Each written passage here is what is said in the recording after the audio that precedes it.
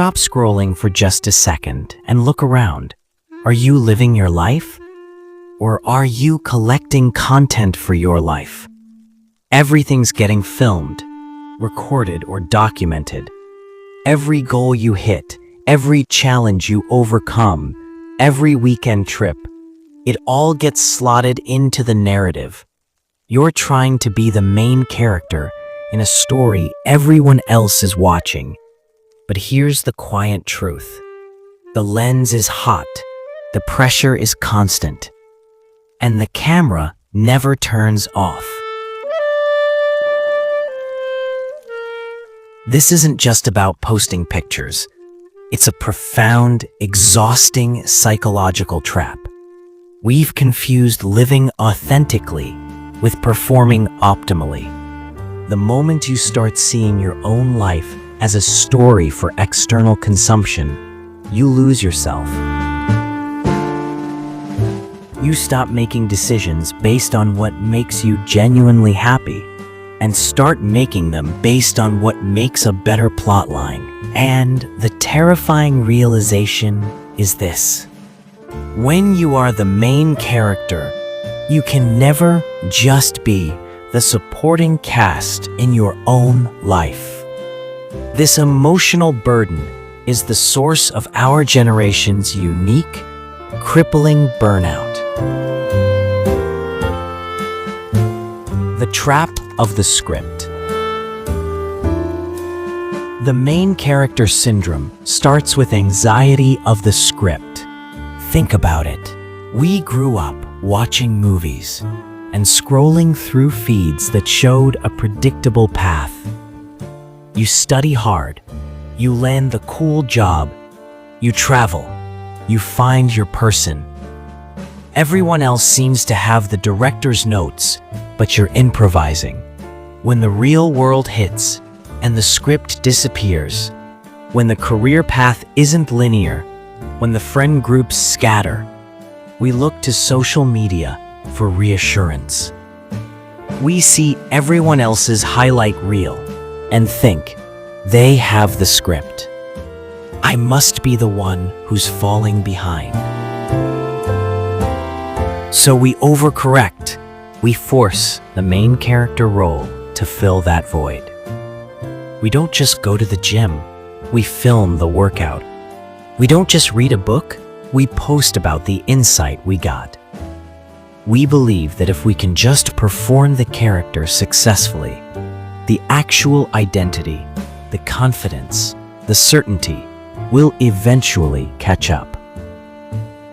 But it never does, because the character is hollow.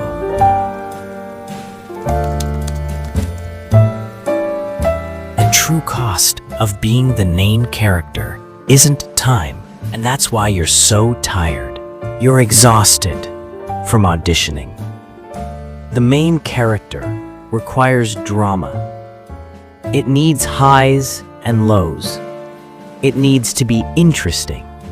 So subconsciously, you might find yourself exaggerating problems to justify the struggle, avoiding true intimacy because it can't be easily packaged into a story.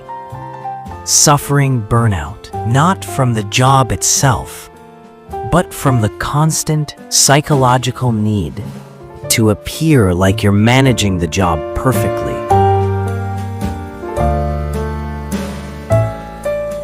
You're constantly waiting for the positive reaction, the likes, the comments, the validation to tell you that the performance was worthwhile.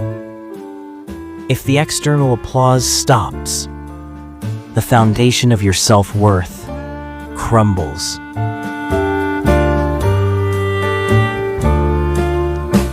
The rebellion of the side character.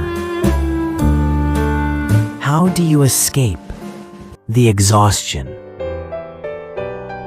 It starts with a radical decision. Give up the leading role. The rebellion against the main character lie is the choice to become the side character in your own life. The supporting role is where the real joy happens. Practice being unmarketable. Do things that make for terrible content. Read a book without posting about it. Go for a walk without a destination. Have a conversation that is completely private. Learn to measure the value of an experience, not by its shareability, but by its felt depth. Define quiet success.